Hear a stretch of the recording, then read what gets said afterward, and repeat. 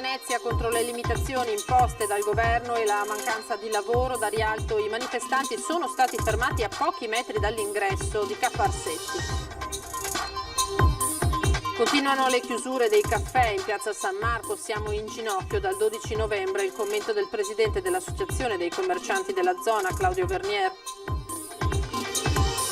Attesa per il DPCM in arrivo nelle prossime ore, in Veneto pressione sugli ospedali, Zaia, non siamo in fascia da lockdown ma dobbiamo evitare di entrarci.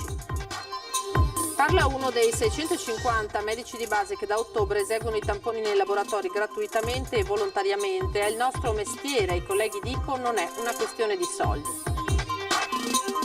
I carabinieri di Mestre hanno sanzionato un 19enne che positivo al Covid era uscito a bere con gli amici dopo le 18, tutti erano senza protezione individuale. Federica Pellegrini torna in vasca, guarita dal Covid, la campionessa di Spinea ha sciolto le riserve e raggiungerà a Budapest la squadra azzurra impegnata in un torneo internazionale.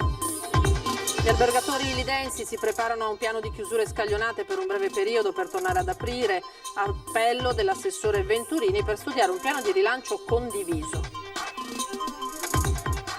Buonasera, ben ritrovati in diretta edizione veneziana dei telegiornali di Antenna 3. Dunque c'è attesa per il nuovo DPCM, la bozza è stata già presentata alle regioni, si va verso il coprifuoco alle 22, a partire dalle 22 fino alle 5 del mattino su tutto il territorio nazionale, 15 giorni di lockdown per le zone considerate a rischio, provvedimento che non dovrebbe interessare, non riguarderà il Veneto. Le regioni proprio per verificare i contenuti del DPCM, della bozza del DPCM, hanno chiesto dunque una sospensione oggi dell'incontro che era in corso tra governo, regioni, province e comuni.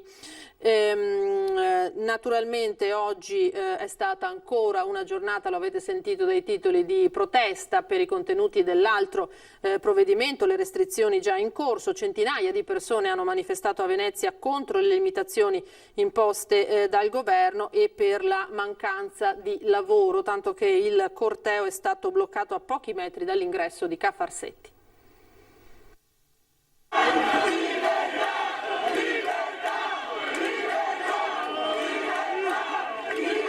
Mascherine sventolate per aria e cori inneggianti alla libertà. In una parte dei lavoratori in crisi che manifestano a Venezia è l'esasperazione, chissà quanto a lungo repressa, di chi a causa della crisi del Covid non ha più di che vivere a prendere il sopravvento, arrivando persino a negare la gravità della pandemia. Una manifestazione nata spontaneamente, sostanzialmente senza organizzatori ufficiali, quella di Venezia, una città che dopo decenni di politiche e di sviluppo economico monoturistico si ritrova letteralmente in ginocchio. Il gruppo di manifestanti che si forma a Rialto a metà mattina si ingrossa velocemente e marcia compatto verso Ca' Farsetti, la sede principale del comune di Venezia, è rapidamente barricata dalle forze dell'ordine. La folla invoca a gran voce sindaco e assessori, vorrebbe che qualcuno scendesse giù. Tra chi manifesta qui c'è di tutto: gondolieri, guide turistiche, commercianti ambulanti, portabagagli, a testimonianza delle decine di migliaia di persone la cui sopravvivenza dipende da un turismo di massa che oggi non c'è più. Quello di Venezia è stato uno sviluppo economico disordinato che ha finito col generare categorie di lavoratori fragili, spesso senza tutela, abbandonati a se stessi, praticamente senza reddito, nel momento in cui il flusso di visitatori si è interrotto. Prima o poi passerà anche il Covid e Venezia tornerà il paese di Bengodi da sfruttare turisticamente in ogni suo metro quadrato, ma al momento la crisi sociale che si respira in città si sta avvicinando pericolosamente ai limiti di guardia. E andiamo a sentire le voci della protesta, perché le conseguenze della crisi indotta dal Covid hanno provocato gravi danni a un'economia che si basa sul turismo, come quella veneziana. E che mestiere fai? Portabagagli. Com'è la situazione? Zero, da novembre dell'anno scorso abbiamo fatto un lavoro, 0 lire, zero introiti. Siamo ambulanti in riva degli Schiavoni, un banchetto di specialità veneziane, e attualmente soffriamo come tutti questo lockdown che chissà se ce lo impongono un'altra volta. E faccio il gondoliere. Com'è la situazione? La situazione è che noi siamo da novembre che non lavoriamo, abbiamo veramente delle difficoltà da andare avanti con le famiglie, con le cose che abbiamo, anche le gondole, le cose devono essere manutenzionate, i traghetti, tutto.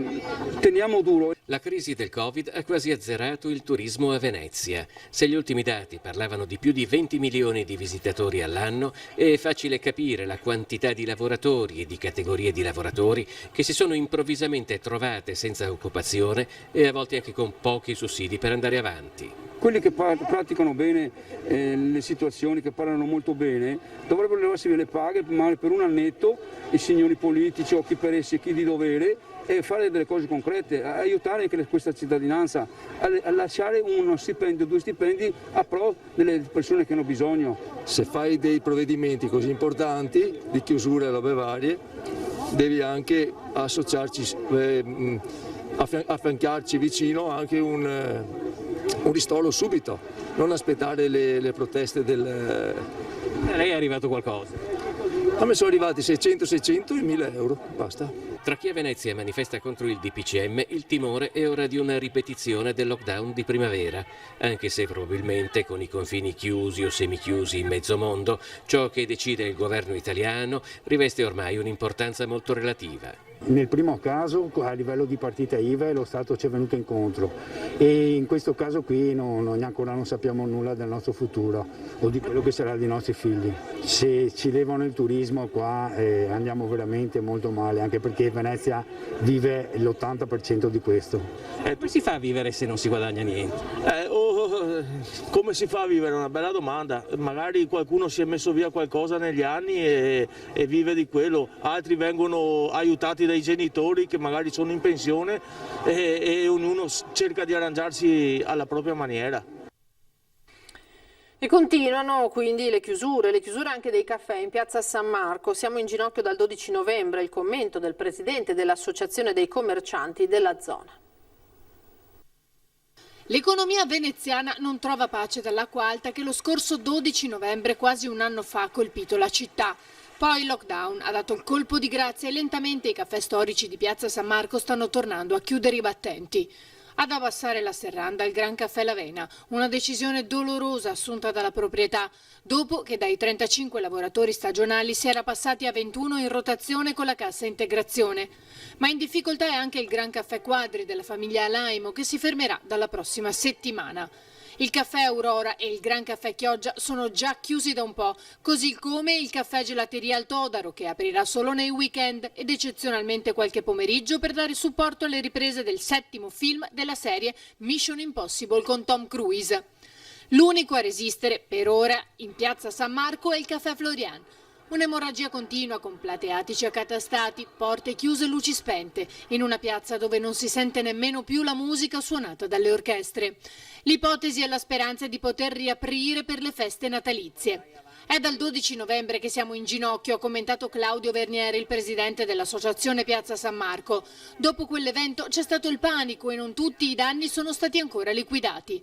Poi il lockdown e l'emergenza sanitaria. Basta con gli interventi a pioggia, ha concluso. Servono aiuti economici mirati in base all'effettivo calo di fatturato, in particolare per le attività dei centri storici e artistici, i più colpiti. E in attesa del nuovo decreto del governo, i cui contenuti abbiamo brevemente anticipato poco fa, il presidente Zaia oggi ha parlato di un momento non facile anche per la pressione sulle terapie intensive, poi è tornato sulla polemica a distanza con i medici di base. Sono giornate impegnative perché ieri abbiamo caricato 12 persone in terapia intensiva, cito a memoria, oggi siamo già una decina a metà giornata. Ci stiamo avvicinando all'apice, alla parte più acuta. Nella giornata che registra la più alta mortalità dall'inizio di questa seconda ondata, il presidente Zaia, dati alla mano, non nasconde la preoccupazione per una pressione sugli ospedali in aumento. Siamo ai limiti con il parametro. È anche altrettanto vero che questo parametro dovrà tener conto della nostra situazione sanitaria, che è assolutamente eccellente. Noi ancora siamo in una fascia nella quale non sono previste misure, voglio ricordare a tutti che si va ormai per fasce con parametri e misure che fanno scattare restrizioni. Noi come veneti dobbiamo vincere questa sfida. Noi non possiamo arrivare nella fascia nella quale scatta l'obbligatorietà di chiusure importanti. L'atteso DPCM tra le varie misure dovrebbe prevedere anche 3 livelli per ogni regione, con misure via via più restrittive, e anche su questo aspetto Zaia puntualizza. Rispetto a misure ad hoc per il territorio noi vogliamo essere assolutamente presenti su questo. Il presidente del Veneto ha poi annunciato l'arrivo in serata dal governo di 64.000 tamponi rapidi che verranno consegnati ai medici di base. E a proposito dei dottori di famiglia, Zaia torna sulla polemica esplosa nelle ultime ore. È ovvio che la situazione non è facile, ma è facile per un medico ospedaliero operare nella terapia intensiva, nelle infettive? È facile per qualsiasi nostro operatore operare? I medici hanno massima libertà nell'attuare l'accordo, ricorda ancora Zaia. Se un medico decide davanti al piazzale di dire un'ora ogni mattina faccio il drive-in nel piazzale comunale, non è mica vietato. E se dice ma c'è la rugiada, c'è la nebbiolina, ci sono queste storie qua, c'è sempre la protezione civile a disposizione per mettere un gazebo per andare sotto con la macchina. Mi danno il materiale gratuitamente, poi mi pagano perché viene remunerato 18 euro a tampone, mi dessero un pacchetto di tamponi per poter rispondere direttamente ai miei pazienti, io lo trovo una roba, a me sembra di buon senso. Dall'altra parte abbiamo 11.000 medici in ospedale che sono lì a testa bassa che lavorano. E ieri in serata era arrivato un ulteriore strappo da parte della FIMG di Treviso, che aveva parlato di tono arrogante e insopportabile del governo regionale. Invece di preoccuparsi del tono del Presidente della Regione, dicano ai cittadini se vogliono fare i tamponi oppure no. Fate come gli altri 650 vostri colleghi che sono andati a fare i tamponi gratuitamente. E io ho l'obbligo di difendere i veneti perché c'è una legge che dice che debbono fare i tamponi. E se non li fanno confermo che ci sarà l'azione disciplinare, ma davanti a gente che soffre, con il massimo rispetto che abbiamo per i medici di base. Ma vi sembra il momento di stare qui a dire che la regione usa toni arroganti? Ma c'ha i tamponi, va a fare i tamponi. A Camin di Padova, a ridosso dunque della provincia di Venezia, il dottor Guglielmo Pisani, medico di famiglia, i tamponi in ambulatorio li fa già da settimane senza percepire compensi ulteriori oltre al suo normale stipendio. A me piace fare il medico e quindi questa è un'ulteriore occasione per fare il medico. Ci siamo sempre lamentati di essere stati marginalizzati dal Servizio Sanitario Nazionale, adesso che è il momento di darci da fare, ci diamo da fare. Guglielmo Pisani, medico di base a Camin, periferia di Padova, i tamponi in ambulatorio li esegue già da 3 settimane, affiancato dalla dottoressa Alice Ronsisvalle, corsista al primo anno in medicina generale, ne ha già effettuati una 50. Ha iniziato, spiega, quando i numeri del contagio sono tornati a salire e i punti tampone sono andati in difficoltà. Non ho il tempo per andare a svolgere il lavoro dei tamponi in un'altra sede, perché rimane, oltre al Covid-19, ci sono tutte le altre patologie che ci sono sempre state. E quindi aggiro l'ostacolo proteggendo la dottoressa qui presente e concentrando questi pazienti con un LAS al di fuori dell'orario di ambulatorio e concentrandoli alla fine del mio orario di ambulatorio, quando poi posso sanificare l'ambiente e con un intervallo tra i vari pazienti adeguato. Li ha fatti gratuitamente i tamponi, dottor Pisani, ben prima che per questa prestazione venisse previsto un compenso supplementare. Non è questo il motivo per cui mi sono impegnato nei tamponi, come non è questo il motivo per cui ho aderito alle campagne vaccinali per l'influenza, per il pneumococco prima. Non è una questione di denaro. Una decisione presa con naturalezza nell'ambito del lavoro quotidiano che porta avanti da anni. È uno strumento il tampone, è uno strumento nelle mie mani, come è uno strumento lo sfigomanometro, come è uno strumento il saturimetro. Rimane una mia decisione a chi sottoporlo, non è che sono una struttura periferica dell'ASL. In settimana, lo sapete, c'era stato anche il dibattito, dopo la proposta di 3 regioni, sulla limitazione degli spostamenti degli anziani, con la bufera in cui è finito il governatore della Liguria, Toti, che si era espresso in un tweet in maniera poco ortodossa. Nel nostro sondaggio di questa sera, il cui esito vi daremo poi naturalmente a Ring, vi chiediamo se ritenete giusto istituire delle fasce orarie per proteggere gli anziani. Naturalmente per rispondere sì, come sempre, 0422 1626 691, per dire no 0422 1626 690. Come detto, come sempre, l'esito del sondaggio nel corso della nostra prima serata dedicata alla politica. Veniamo alla cronaca. Positivo al Covid, un 19enne è uscito con gli amici a bere dopo le 18, sono intervenuti i carabinieri di Mestre, sanzioni per tutti. Un gruppo di giovani amici mestrini si è ritrovato nel parcheggio del Parco San Giuliano verso le 19 per bere qualcosa, non curanti delle norme vigenti per contrastare la diffusione del Covid-19. Ma i carabinieri del Nord, impegnati in un servizio di perlustrazione del territorio, li hanno visti. Alcuni erano senza mascherina, altri la tenevano sotto il collo e uno dei 5, un 19enne, doveva essere in quarantena perché risultato positivo al virus. Per tutti sono scattate le sanzioni previste dalla legge, mentre per il 19enne la denuncia penale con segnalazione alla propria ULSS. Lui ha anche cercato di giustificarsi, spiegando di essere ancora in attesa del tampone di verifica, ma la scusa non ha sortito alcun effetto sui militari, anche perché la situazione si è ulteriormente aggravata sul piano sanitario per il fatto che nessuno degli altri indossasse un dispositivo di protezione individuale. Ritrovata dalla polizia una pistola rubata dall'auto di un titolare di Compro Oro. La tecnica era rodata, i ladri bucano la ruota sinistra delle auto e quando la vittima scende per cambiare la gomma aprono lo sportello opposto dileguandosi con contanti, carte di credito e bancomat. Con l'ultima vittima, un titolare di un Compro Oro, il ladro puntava all'incasso di fine giornata e invece ha trovato nel giubbotto rubato una pistola regolarmente detenuta dal commerciante. Grazie alle registrazioni dell'impianto di videosorveglianza dell'officina in cui avveniva il cambio di ruota, la polizia ha ritrovato la pistola a casa di un pluripregiudicato di 47 anni. L'uomo è stato denunciato per furto aggravato, detenzione abusiva di arma e violazione delle prescrizioni inerenti alla sorveglianza speciale. È inoltre stata chiesta all'autorità giudiziaria l'applicazione di un'idonea misura cautelare.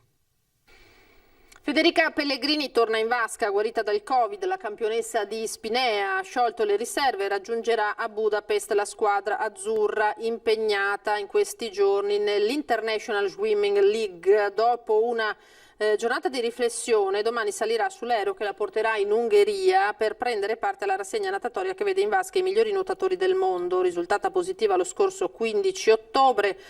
Dopo 2 settimane l'azzurra ha avuto il tampone negativo, superando tutte le visite mediche per riottenere l'idoneità sportiva. Ora parliamo degli albergatori lidensi che si preparano a un piano di chiusure scaglionate per un breve periodo per poi tornare ad aprire. Chiuderemo probabilmente dal 7 novembre in poi per 3 settimane per riaprire nella prima settimana di dicembre e rimanere aperti per tutto il periodo della festività. È chiaro che questo dovrà essere in un certo senso supportato da quelle notizie internazionali che ahimè a oggi non sono le migliori. All'Isola di Venezia il turismo di alto livello sembra aver sofferto di meno rispetto al centro storico, lo dice Teodoro Russo, portavoce degli imprenditori dell'Isola di Venezia e titolare dell'Ungaria. Il turismo a 5 Stelle tiene, ok alle chiusure, ma solo se per brevi periodi scaglionate. Quell'Isola sembrava che quest'anno dovesse continuare a vivere una stagione estiva meravigliosa. Abbiamo avuto un settembre molto interessante e assai promettente sembrava anche il mese di ottobre. Poi però gli ultimi accadimenti, gli ultimi fatti, non solo diciamo così, italiani, direi anche internazionali, hanno modificato enormemente la situazione. E la scelta di Simone Venturini, assessore comunale al turismo, convince? Di buon auspicio c'è la nomina del nuovo assessore al turismo, l'assessore Venturini. È un giovane che ha dimostrato grandi capacità e grandi doti già nella passata legislatura. Noi contiamo molto anche che con lui si possano trovare, come dire, le condizioni, si possano creare le condizioni migliori per operare e offrire un'ospitalità al meglio. A 2 anni dalla votazione unanime che impegnava sindaco e giunta comunale a intervenire per la manutenzione del ponte lungo Lino Toffolo di Murano, i lavori non sono ancora iniziati. La consigliera del Movimento 5 Stelle Sara Visman ha presentato un'interrogazione all'assessore Francesca Zaccariotto segnalando come tra ruggine ed erosione la situazione sia nel frattempo peggiorata. Il calpestio in legno è in condizioni tali da provocare inciampi tra i passanti. Questa sera, come anticipato poco fa, torna Ring dalle 21:15, tanti temi naturalmente sul piatto. Vincenzo Marinese, presidente di Confindustria Venezia Rovigo, il senatore del PD Andrea Ferrazzi, Roberto Marcato della Lega e Marco Bonet del Corriere del Veneto, gli ospiti di questa sera di Ferdinando Avarino, naturalmente poi anche l'esito del sondaggio. È tutto per questa edizione, io vi ringrazio per averci seguito, vi lascio alle previsioni del tempo per domani, arrivederci.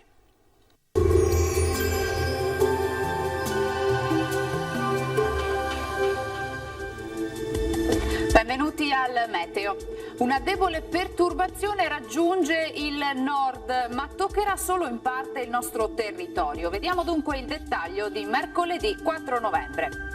Sul Veneto avremo nubi basse e nebbie diffuse, localmente anche molto fitte. Nel pomeriggio non si escludono brevi e deboli piovaschi sui settori montuosi e sulle zone più ad ovest della nostra regione. Temperature minime tra 9 e 11 gradi, massime invece tra i 17 e i 19 gradi. Ci spostiamo ora sul Friuli Venezia Giulia, anche qui cielo molto nuvoloso con locali riduzioni della visibilità, ma qui non sono previste piogge particolarmente degne di nota.